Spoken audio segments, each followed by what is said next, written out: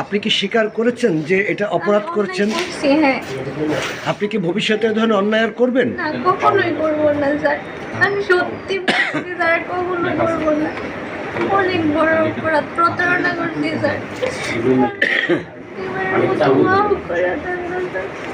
এর আগেও কি আপনি ঢাকা মেডিকেলে এসেছেন কখনো? এরকম আসি নাই, মানে আশা হয়েছে যদি কারো কিছু হয় যে মানে বের করে দিতাম, আমাকে কিছু টাকা দিত, জাস্ট এতটুকু। আপনার নাম কি?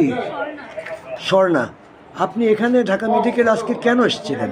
মানে আমার একটা আত্মীয় আর কি, যিনি ইসলামিক ব্যাংকে কাজ করে, উনি আমাকে বলছিল যে ওনার ফর্ম যেটা ভর্তি যে হয়, ওই ফর্মটা আর কি ওনাকে ফিল আপ মানে বাউ করে দেওয়ার জন্য সব কিছু। আচ্ছা, আপনি আপনার আত্মীয়কে হ্যাঁ, হেল্প করার জন্য আসছিলেন, ঠিক আছে। আপনি এই যে এই অ্যাপ্রনটা কেন পরেছেন?